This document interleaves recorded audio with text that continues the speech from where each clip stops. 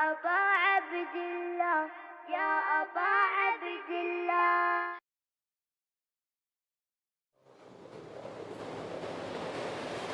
أعوذ بالله من الشيطان الرجيم. بسم الله الرحمن الرحيم.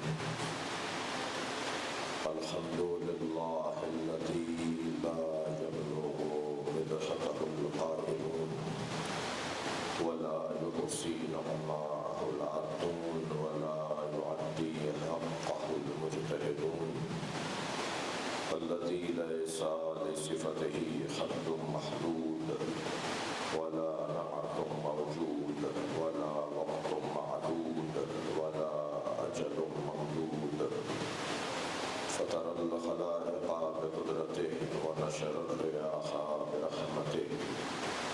الصلاة والسلام على الرسول المسدد المصطفى الأمجد المحمود الأحمد سيدنا ومولانا ومولى الكونين جد الحسن والحسين وعلي والقاسم محمد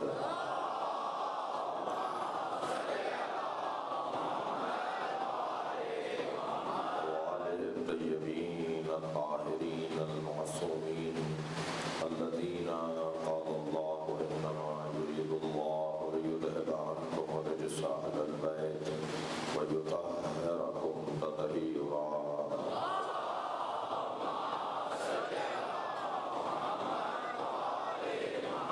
ولعنة الله على أعدائهم أجمعين من يوم عداوتهم إلى قيام يوم الدين. أما بعد، قال الحكيم في القرآن الكريم: بسم الله الرحمن الرحيم.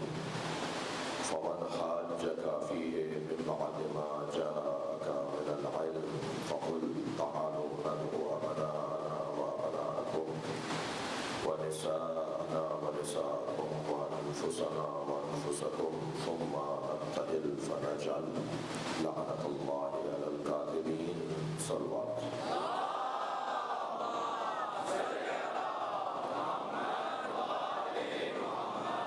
سورہ مبارکہ آل عمران آیت نمبر 61. اللہ اہل بیت کی عظمت کو بیان کر رہا ہے، اور اہل بیت میں ہر فرد جلوہ گاہ مصطفی ہے.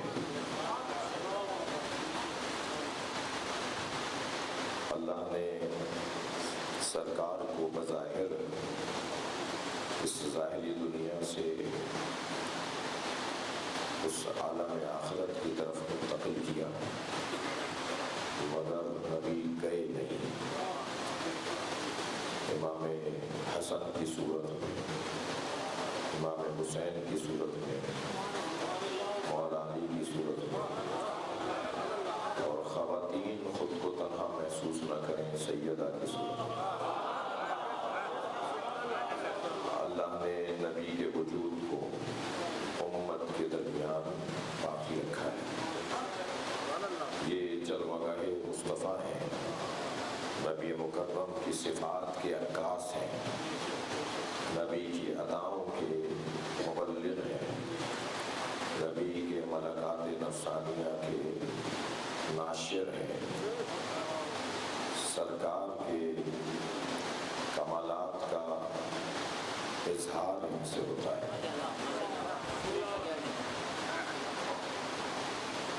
کہتے ہیں نا کہ ہم نے تمہارے دادا کو نہیں دیکھا. وہ کہتے ہیں آپ نے ہمارے دادا کو نہیں دیکھا، آپ نے ہمارے فلاں بڑے کو نہیں دیکھا. جو نامور لوگ ہوتے ہیں، بڑے لوگ ہوتے ہیں، کامیاب لوگ ہوتے ہیں، انہیں دیکھنے کی آرزو ہوتی ہے، اور آرزو کی جاتی ہے، اظہار کیا جاتا ہے کاش تم نے انہیں دیکھا ہوتا. اب یہ جو کیا میرے اور آپ کے دل میں یہ آرزو نہیں آ سکتی کہ کاش ہم حضرت آدم کو دیکھتے؟ کہ کیسے تھے حضرت آدم؟ کاش ہم حضرت نوح کو دیکھتے، کاش ہم حضرت ابراہیم کو دیکھتے. کیا رہا ہوگا مقام حضرت ابراہیم؟ کاش ہم نے حضرت یوسف کو دیکھا ہوگا. سارے مصر کی عورتیں جن میں فدا تھیں، زلیخا جن پر فدا، مرد جن کے حسن کا اعتراف کرتے تھے، ہم نے بھی کاش دیکھا ہوتا ان کے چہرے انور کو۔ تو یہ آرزو فطری ہے اور یہ تاریخی اعتبار سے تو اللہ نے ان ساری آرزوؤں کو، ان ساری خواہشوں کو، کوئی آدم کو دیکھنا چاہتا ہے، کوئی نوح کو دیکھنا چاہتا ہے، ابراہیم، موسیٰ، عیسیٰ، یوسف، ان سب کو دیکھنا چاہتا ہے، تو نبی مکرم کی زبان مبارک پر ایک ایسا فرمان جاری کروا دیا، کیونکہ ہمارا عقیدہ یہ ہے کہ نبی بولتے نہیں ہیں مگر وحی کے مطابق بولتے ہیں۔ سرکار، قرآن کی آیت ہے، سرکار جب بولتے ہیں تو اللہ کی طرف سے اللہ کہتا ہے یہ بول دو تو نبی بول دیتے ہیں۔ لہذا تمام تر آرزوؤں کو ایک جگہ پر نبی نے بیان کر دیا۔ من اراد ان ينظر الى آدم فی علمہ، جو چاہتا ہے کہ آدم کو ان کے مقام علمی میں دیکھے۔ اچھا، وہ صفات بھی بیان کر دیں جو اس نبی کی غالب صفت تھی، جو اس نبی کا غالب لقب تھا، جس لقب اور صفت سے وہ نبی پہچانا جاتا تھا۔ من اراد ان ينظر الى آدم فی علمہ، جو چاہتا ہے آدم کو ان کے علم میں دیکھے۔ وَإِلَى نُوحَ فِي حِلْمِهِ، جو چاہتا ہے حضرت نوح کو ان کے حلم میں دیکھے۔ کیا حلم تھا حضرت نوح کا؟ سال آئے سال، صدیوں تک کشتی بنائی گئی، سارا دن کشتی بنانے میں لگا دیتے تھے، رات کو آ کے یہ تختے توڑ جاتے تھے، دوسرے دن پھر جوڑتے تھے، پھر رات کو یہ شیطان آتے تھے۔ صلوات پڑھیں ذرا محمد والا۔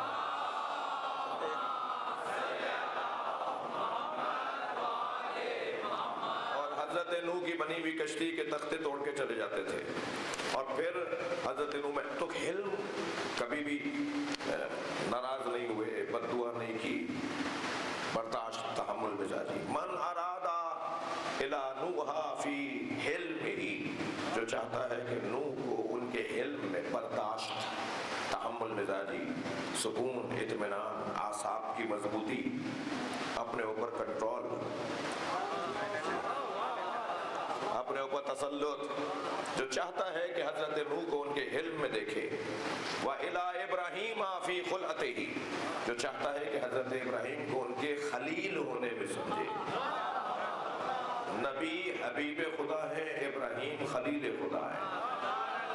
حضرت ابراہیم کو ان کے خلعت میں اگر کوئی دیکھنا چاہتا ہے۔ وَإِلَىٰ يُوسُفَ فِي جَمَالِهِ، جو یوسف کو ان کے جمال میں دیکھنا چاہتا ہے۔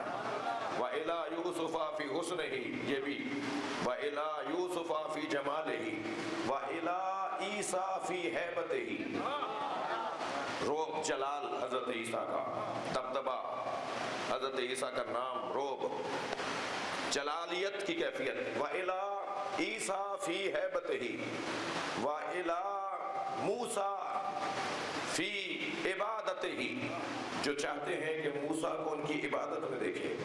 اب یہ آرزویں تھی نا کہ آدم بھی دیکھتے، ابراہیم کو کاش دیکھا ہوتا، موسیٰ علیہ السلام کو کاش دیکھا ہوتا۔ نبی فرما رہے سارے نبیوں کے کمالات میں ہر نبی کو اگر دیکھنا چاہتے ہو فَلْيَنْظُرْ إِلَىٰ عَلِيِّ بْنِ أَبِي طَالِبٍ۔ صلوات پڑھے محمد وآل محمد۔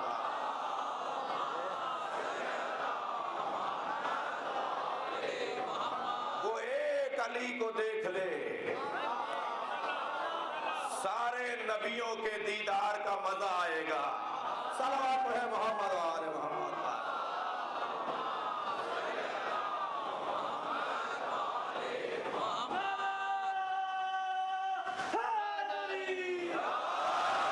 بہت میں نے آپ کو آمادہ کیا ہے ایک حدیث سنانے کے لیے، آپ کو اندازہ ہو رہا ہوگا کہ میں نے کوشش کی ہے کہ اس کی ترتیب اچھی ہو۔ سارے نبیوں کے کمالات کو اگر دیکھنا ہے تو ایک علی میں دیکھیں، اور علی جس کے چہرے کو تک کر دیکھتے ہو اسے محمد کہا جاتا ہے۔ علی مولا جس کے چہرے کو تکتے ہو، غور سے دیکھتے ہو اور نگاہ بھر کر دیکھتے ہو، اچھا یہ حوصلہ علی ہی کا تھا کہ مولا نبی کو وہ دیکھ سکتے تھے. سارے نبیوں کو ایک جگہ دیکھنا ہو دقت، سارے نبیوں کو ایک جگہ دیکھنا ہو تو علی کو دیکھو، اور علی جس کے چہرے کو دیکھ رہے ہیں اسے محمد کہتے ہیں. اب حدیث سنیں، من ارادہ ان ينظر الى رسول اللہ فلینظر الى حسن ابن علی. جو نبی کو دیکھنا چاہتا ہے وہ حسن کو دیکھے. صلوات پڑھیں محمد و آل محمد.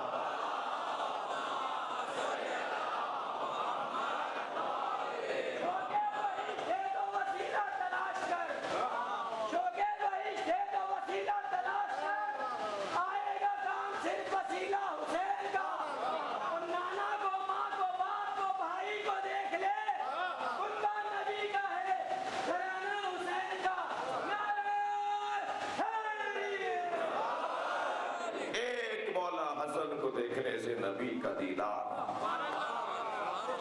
یعنی اب میں کہہ دوں کہ جس کے حسن پر یوسف فدا،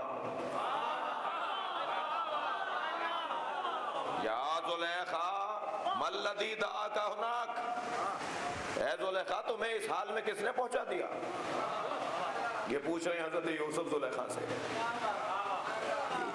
اچھا آپ کسی سے پوچھیں کہ یہ کس نے کیا تمہارے ساتھ، وہ فوراً کہ تم نے، تو کیا کیفیت ہوگی؟ آپ کسی سے کہیں یہ کیا ہوا ہے تمہارے ساتھ، اور وہ بے ساختہ کہے تم نے کیا یہ. حضرت یوسف فرمانے لگے یا زلیخا ما الذی دعاک ہناک، یہ کیا ہوا تمہیں، یہ کس حال میں پہنچ گئی ہو؟ تو بے ساختہ کہنے لگی حسن و وجہ کا یا یوسف، تمہارے چہرے نے یہ حال بنایا ہے، تمہارے چہرے کے حسن نے یہ حال بنایا ہے. تو حضرت یوسف نے بے ساختہ فرمایا کیفا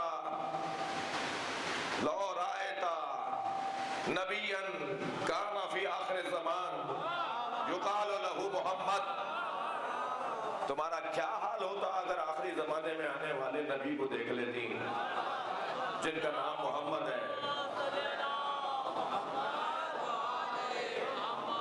کہنے لگے تمہارا کیا حال ہوتا اگر آخری زمانے میں آنے والے نبی کو دیکھ لیتی. تو فوراً فرمانے لگی کہ صدقتا یا یوسف، تم سچ کہہ رہے ہو، وہ تم سے زیادہ حسین ہے. اچھا محبوب جو کہے وہ سچ ہوتا ہے. عشق تو کر کے دیکھو، جب عشق ہو جائے گا تو معشوق کی کوئی بات بھی غلط نہیں لگے گی، محبوب کی ہر بات اچھی لگے گی. تو ایک تو یہ پہلو. دوسرا پہلو عرض کرتا ہوں، فرمایا کہ تمہارا کیا حال ہوتا اگر تم نے آخری زمانے میں آنے والے نبی کو دیکھ لیا ہوتا جن کا نام محمد ہے. تو کہنے لگی تم سچ کہہ رہے ہو. تو حضرت یوسف نے فرمایا کیفا علمت انی صدقت، تمہیں کیسے پتا میں سچ کہہ رہا ہوں؟ مکالمہ سنیے. فرمانے لگے تمہیں کیسے پتا میں سچ کہہ رہا ہوں؟ کہنے لگی ہینا ذکرتہ وقع حبہ فی قلبی، جب تم نے محمد کہا نا تو ان کی محبت میرے دل میں آ گئی. فَأَوْحَىٰ إِلَىٰ یوسف، اللہ نے وحی کی حضرت یوسف کی طرف، یا یوسف انہا صدقت، یہ سچ کہہ رہی ہے، اس کے دل میں میرے مصطفیٰ کی محبت آ گئی ہے، اور جب یہ میرے محمد سے محبت کر رہی ہے تو تمہیں حکم دیتا ہوں اب اس سے شادی کرو. اللہ اکبر. اگر کوئی نبی کی گنہگار بھی ہو، بھائی ایسے نہیں دوں گا یہ جملہ، اگر کوئی نبی کی گنہگار بھی ہو اور محمد مصطفیٰ سے پیار کر لے اللہ معاف کر دیتا. صلوات پڑھیں محمد و آل محمد.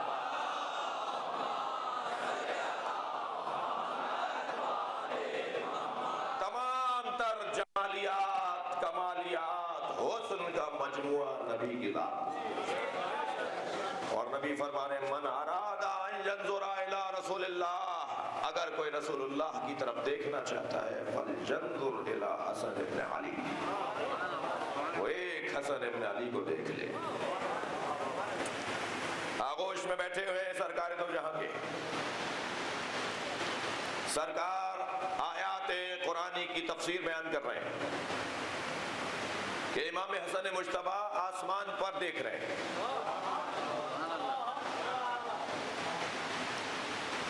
کچھ دیر گزری اور دیر گزری تو ایک صحابی محترم نے آواز دی، بیٹا نانا کی بات غور سے سنو۔ جو ان کو اپنے جیسا سمجھے اور یہ ذہن میں رہے کہ کبھی کوئی اگر مولا کائنات کے بارے میں آ کر نبی سے کچھ کہتا تھا منفی بات تو رحمت للعالمین کو غصہ آتا تھا۔ جس کا غصہ اس کے رحمت ہونے سے، رحمت للعالمین ہونے سے متصادم ہے، مگر سرکار کو غصہ آ جاتا تھا، سرکار کو غصہ آ جاتا تھا۔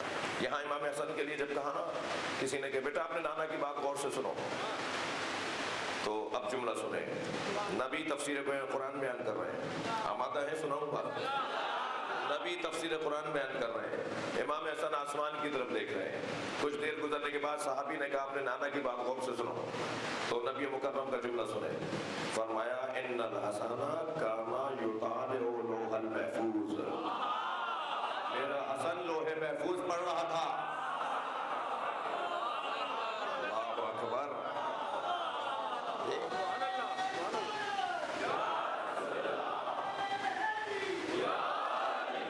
توجہ کر لی؟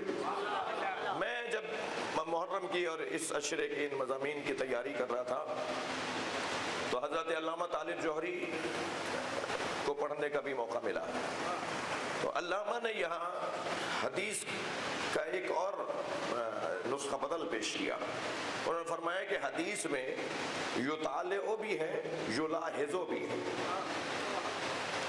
اور فرمانے لگے اللہ ان کی مغفرت فرمائے، اللہ ان کے درجات کو بلند فرمائے، فرمانے لگے کہ ان الحسن کانا یطالع لوح المحفوظ بھی ہے۔ جواب دے رہے سرکار صحابی محترم کو کہ حسن لوح محفوظ کا مطالعہ کر رہا ہے۔ فرماتے ہیں حدیث میں یہ بھی ہے کہ ان الحسن یلاحظ لوح المحفوظ، حسن لوح محفوظ کا ملاحظہ کر رہے ہیں۔ اہل دقت بیٹھے ہیں، تعلیم سے اور تالیف اور تصنیف سے وابستہ شخصیات بیٹھی ہیں، مطالعہ اور ہوتا ہے، ملاحظہ اور ہوتا ہے۔ مطالعہ اور ملاحظہ میں بہت دیر تک میں اس رستے کا راہی ہوں، بہت دیر ٹھہر سکتا ہوں اس مضمون پر، مگر ایک جملہ کہہ کے مضمون اپنا منزل تبدیل کروں گا۔ مطالعے میں اور ملاحظے میں فرق ہے۔ جب علم حاصل کرنا ہو تو مطالعہ کہتے ہیں، جب اس میں ترمیم کرنی ہو تو ملاحظہ کہتے ہیں۔ صلوات پڑھیں محمد و آل محمد۔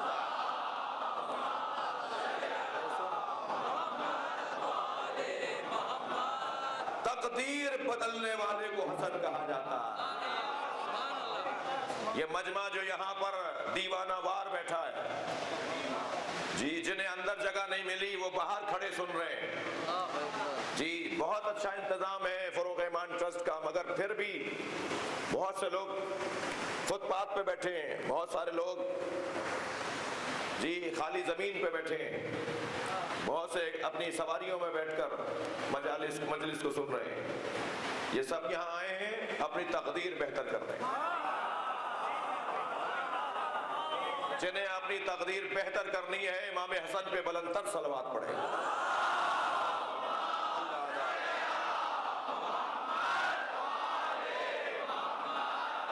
ماشاءاللہ۔ اچھا، اب جب مولا علی تمام انبیاء کے کمالات کا مجموعہ اور سرکار مولا علی سے بھی افضل، اور سرکار جو جہاں کو دیکھنا امام حسن کو دیکھنا، اور امام حسن کو دیکھنا نبی مکرم کو دیکھنا، تو نبی مکرم کی زندگی کا جو مقام علمی ہے اس پر میرا منہ چھوٹا ہے، بات بڑی ہے۔ یہ کہہ کر آگے بڑھوں گا کہ اللہ جب اپنے علم کو کاغذ پر اتارتا ہے تو اسے قرآن نام دیتا ہے، اور اللہ جب اپنے علم کو پیکر میں ڈھالتا ہے تو اسے محمد نام دیتا ہے۔ کہ وجود مقدس سرکار دو جہاں علم الہی کا مجسمہ مجسم وجود ہے. تشریف فرما ہے اصحاب، بڑے بڑے نام، بڑی بڑی شخصیات، عبر الامہ جیسے لوگ.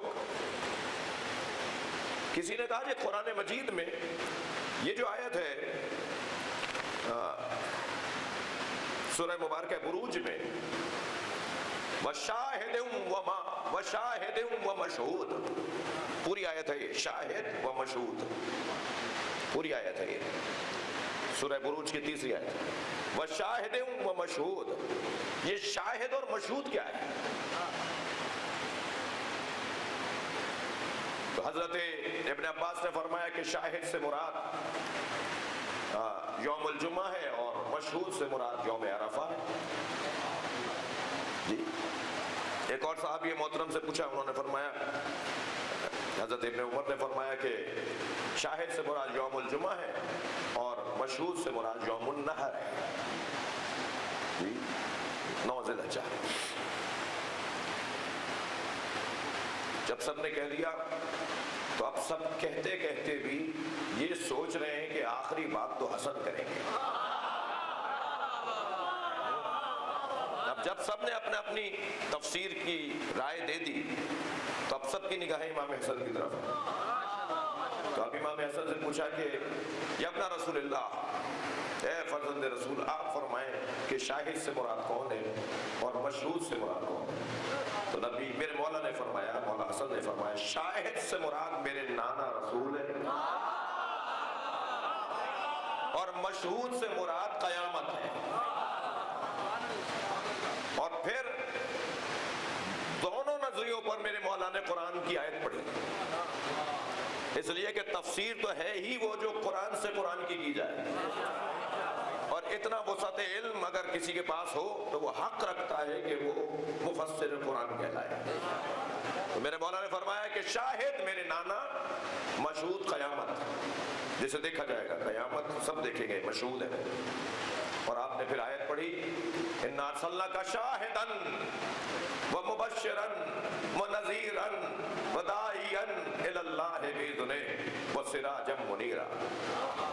قرآن کی آیت اِنَّا أَرْسَلْنَاكَ شَاهِدًا، سامنے کی آیت ہے، اے میرے نبی ہم نے تمہیں شاہد بنا کر بھیجا ہے.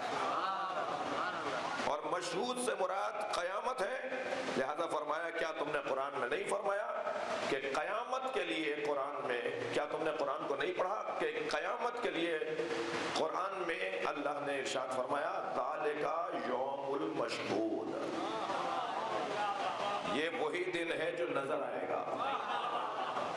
جی علم مولا امام حسن، مولا حسن کا علم کا یہ ایک عنوان. سرکار مولا علی کے ساتھ تشریف فرمائے کہ ایک صحابی محترم کی آواز آئی، یا علی حالت احرام میں نے شکار کیا ہے، کفارہ کیا ہے؟ حالت احرام میں شکار حرام ہے، یہ کام اگر ہو جائے تو اس کا کفارہ ہے. کہ حالت احرام میں شکار کیا تھا، اس کا کفارہ کیا ہے؟ سوال مولا علی سے ہوا ہے. مولا نے امام حسن کو دیکھ کر فرمایا بیٹا تم جواب دو. یہ حسن ہے، نبی کے ہوتے ہوئے مولا علی جواب نہیں دیتے تھے اور مولا علی کے ہوتے ہوئے امام حسن جواب نہیں دیتے تھے، مگر یہ کہ مولا علی فرمائیں بیٹا حسن تم جواب دو. تو مولا امام حسن نے بابا کے چہرے کو دیکھ کر کہا بابا انہوں نے نہیں فرمایا کہ احرام حج کا تھا یا عمرے کا. بابا انہوں نے نہیں فرمایا کہ حرم میں شکار کیا یا حرم کے باہر. بابا انہوں نے نہیں فرمایا چوپائے کا شکار کیا یا کسی پرندے کا. صلوات پڑھے محمد وعلیہ.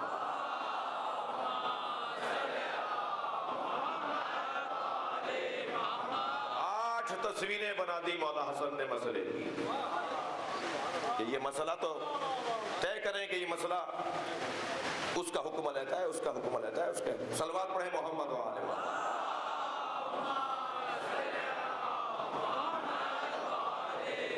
عزیزان گرامی، امام حسن علم کے باب میں بہت روشن بات، اور اس کا مطالعہ کرے نا، اس کا مقام تصرف بھی روشن ہے۔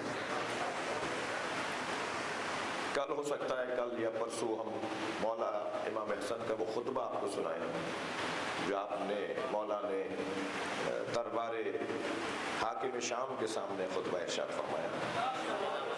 اس میں اہل بیت کے فضائل بیان کیے ہیں اور اپنا مقام علمی بیان کیا ہے، اور اس میں بتایا ہے کہ امام حسن نے کہ اللہ نے مجھے کیا مقام عطا کیا ہے۔ اصحاب کے ساتھ سفر پر ہیں کہ ایک جگہ سے گزر ہوا کہ قیام ضروری تھا، سواریوں سے اترے، ایک کھجور کا سوکھا ہوا درخت نظر آیا، ٹہنیاں سوکھی بھی ہے، درخت بھی سوکھا ہوا ہے۔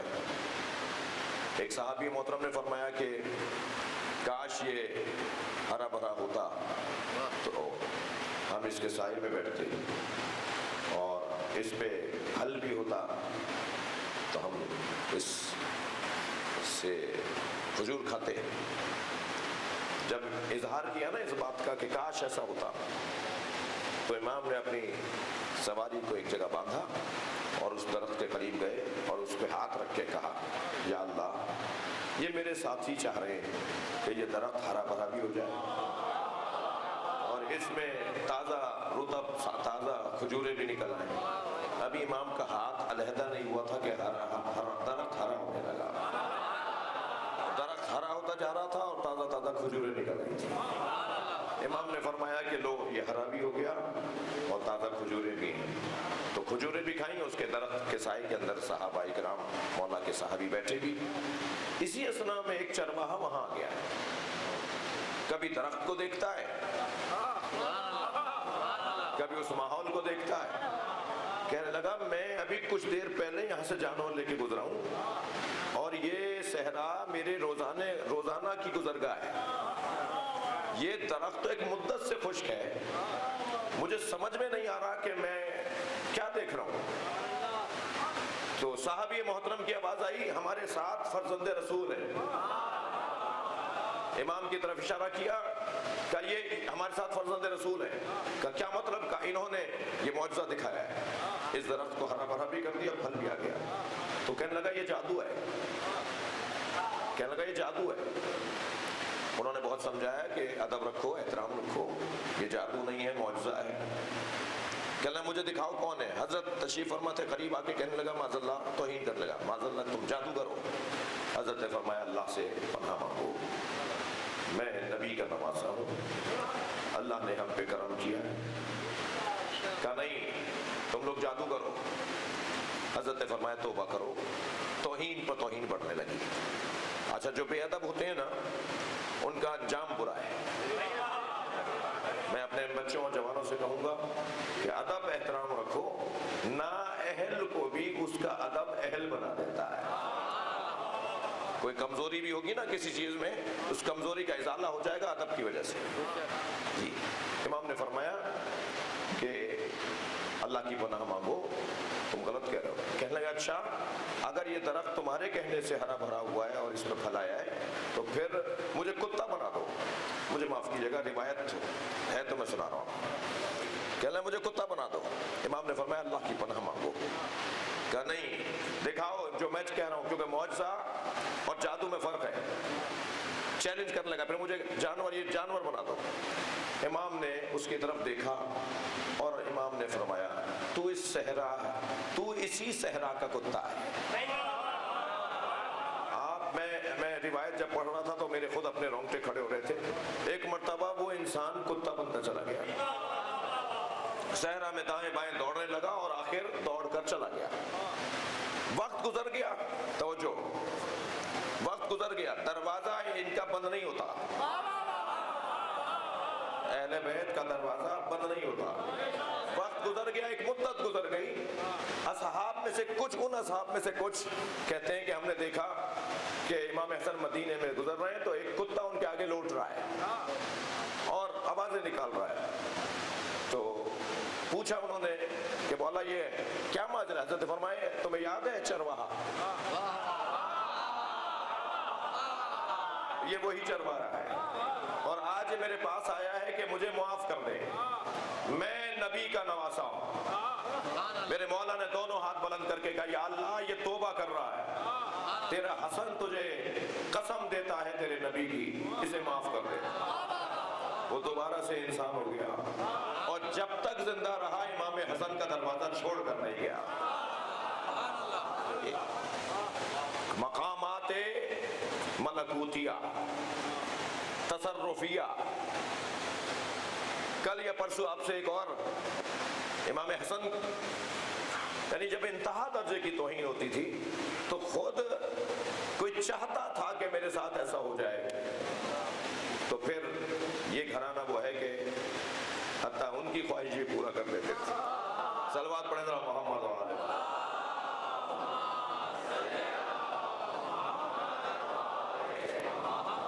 بس عزیزو، آج مجھے آپ سے کچھ 5-10 منٹ پہلے رخصت لینی ہے۔ آپ کو بتایا بھی گیا تھا اور الحمدللہ آپ نے اس پہ عمل بھی کیا۔ یہ دو طرح کے معجزے دکھاتے ہیں، ایک ایسا معجزہ جو ابھی آپ نے سنا، اور ایک وہ معجزہ جو حضرت علی اصغر نے دکھایا ہے۔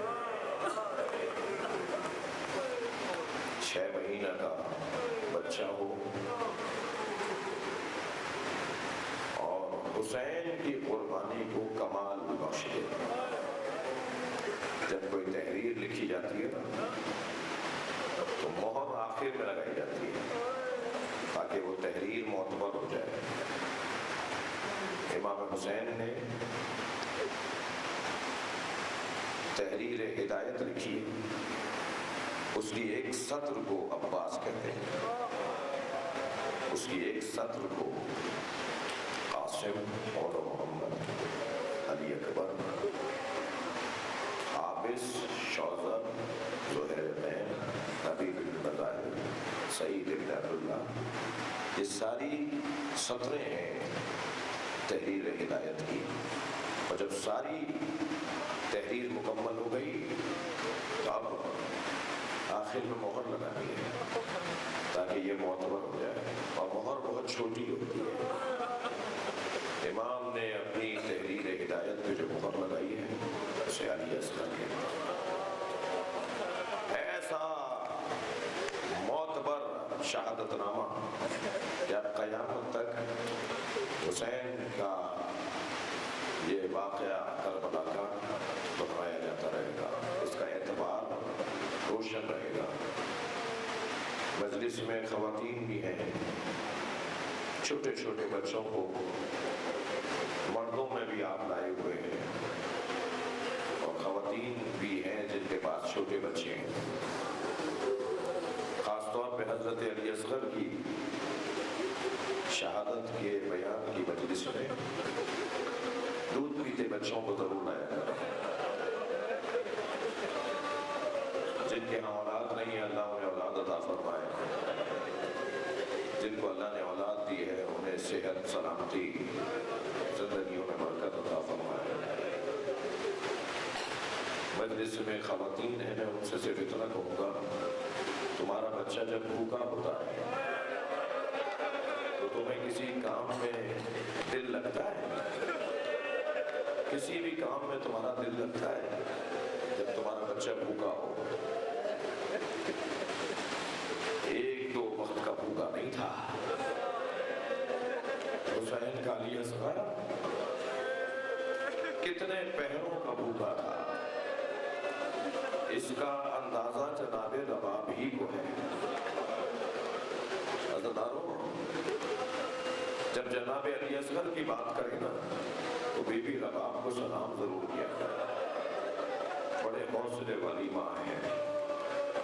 امام حسین فرماتے ہیں مجھے وہ گھر اچھے لگتے ہیں جن گھروں میں رباب اور سکینہ نامی عورتیں ہوتی ہیں۔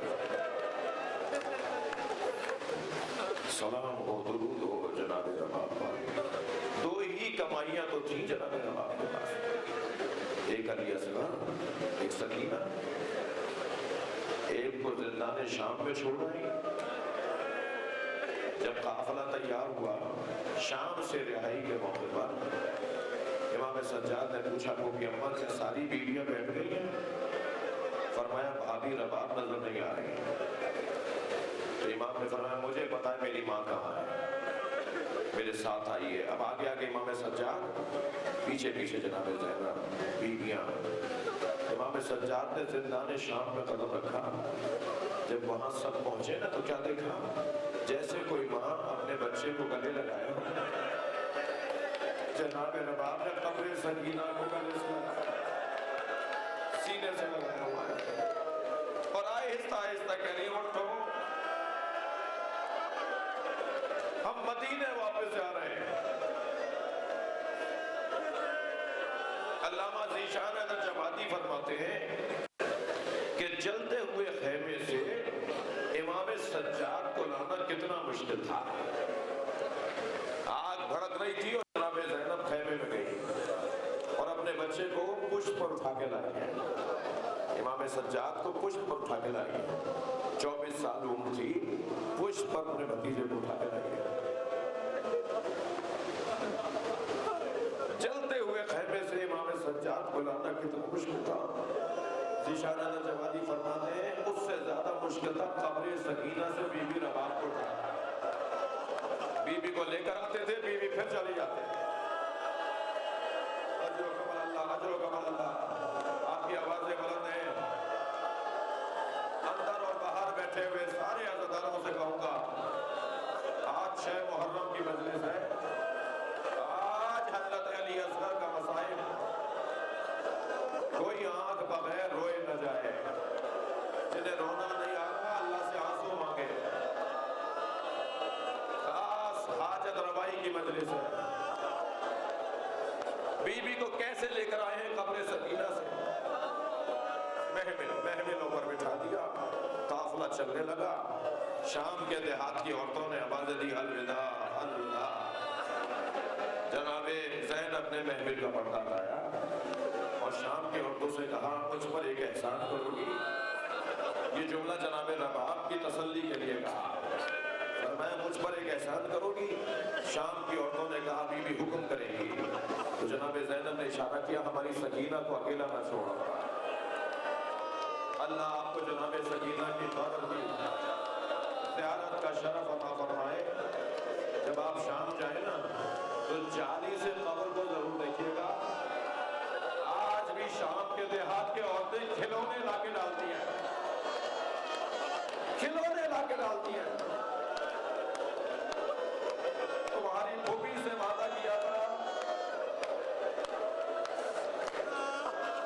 تمہاری ماں رباب سے وعدہ کیا تھا, ایک کمائی جناب سکینہ, مجھے جلدی نہیں ہے, مصائب میں تسلی سے پڑھوں گا. دوسری کمائی جناب رباب کی علی اصغر, اجلا سا کرتا پہنایا, بال جھنڈولوں میں کنگھی کی, آنکھوں میں سرما لگایا,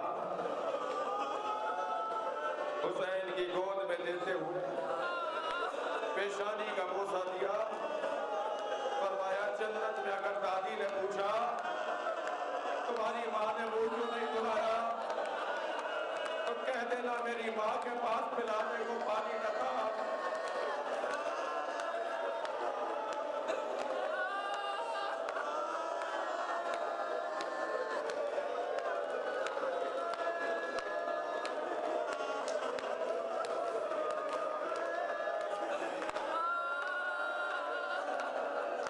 میرے ایک دوست ہندوستان کے رہنے والے, ہر سال میں یہ بات سناتا ہوں آپ کو.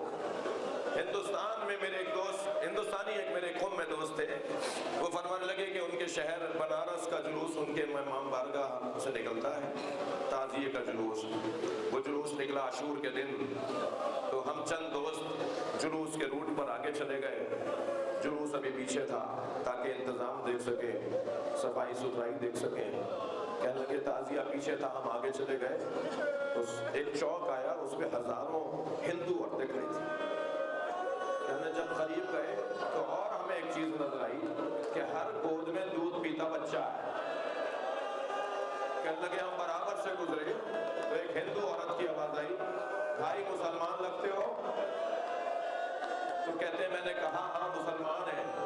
کہنے لگے مسلمان ہو تو بتاؤ بابا حسین کا جلوس کب آئے گا؟ بابا حسین کا جلوس کب آئے گا؟ تو کہنے لگے میں نے کہا تمہیں بابا حسین کے جلوس کا انتظار کیوں ہے؟ کہنے لگے تمہیں نہیں پتا آج حسین کا بچہ بھوکا مارا گیا، ہم آج اپنے بچوں کو دودھ نہیں پلاتے جب تک تعزیہ دفنہ نہ دیا جائے۔ اجرکم اللہ، اجرکم اللہ۔ یہ 6 محرم کی مجلس پھر سال بعد آئے گی، 1 سال کے بعد آئے گی یہ مجلس۔ اجرکم اللہ۔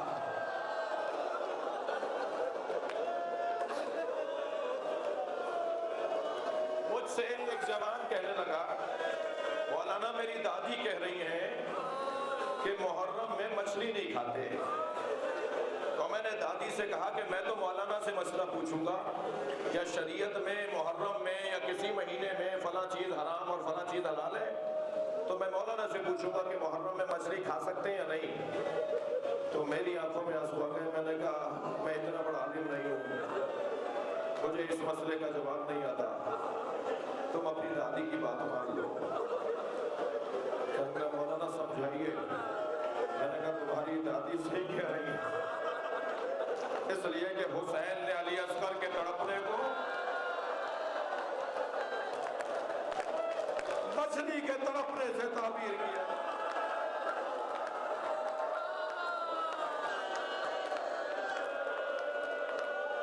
اما ترون کیف یتلظی، دیکھ نہیں رہے میرا بچہ مچھلی کی طرح منہ بند کرتا ہے۔ امام حسین فرما رہے ہیں دشمن کے لشکر سے، دیکھ نہیں رہے میرا بچہ مچھلی کی طرح منہ بند کرتا ہے اور پھر منہ کھولتا ہے۔ مچھلی جب پانی سے باہر آتی ہے تو تڑپتی ہے، جب تڑپنے کا دم نہیں رہتا تو منہ اٹھاتی ہے اور دم اٹھاتی ہے، جب منہ اٹھانے اور دم اٹھانے کا دم بھی نہیں رہتا تو منہ کھولتی ہے اور بند کرتی ہے۔ یہ وہ وقت ہوتا ہے کہ کچھ ہی دیر میں یہ مر جائیں گے، یہ آخری لمحہ ہوتا ہے مچھلی کے مرنے سے پہلے کا مرحلہ۔ امام فرما رہے کچھ دیر کا مہمان ہے، اسے چند قطرے پانی کے پلا دو۔ میں نے ایک بزرگ عارف اللہ کے عارف عالم دین سے جملہ سنا، جب امام حسین پانی مانگ رہے تھے نا تو درے خیمہ پہ کھڑی ماں کہہ رہی تھی میرے مولا میرا بچہ مر جائے، آپ دشمن سے سوال نہ کریں۔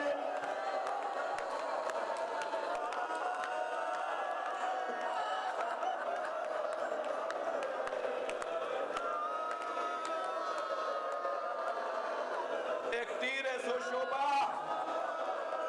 سے شعبہ علی اصغر کے گلے پہ آ کے لگا، امام نے چلو میں خون کو لیا، علی اصغر کے گلے سے نکلنے والے خون کو اپنے چلو میں نے لیا، آسمان کی طرف دیکھا، اللہ نے غربت حسین،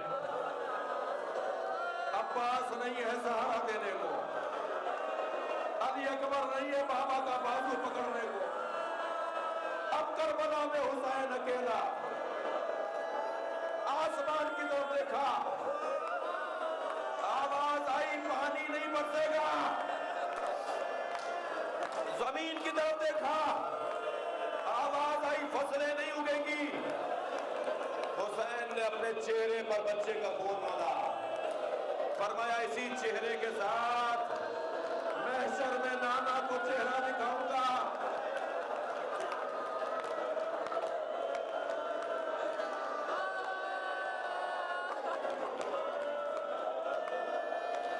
گرمی بڑی شدید تھی، دھوپ میں تپش بہت تھی، امام نے بچے کے لاشے پہ آبا کا دامن ڈالا، لاشا لے کے چلے، جو کچھ دیر پہلے تڑپ رہا تھا اب سکون سے بابا کی گود میں سو رہا ہے۔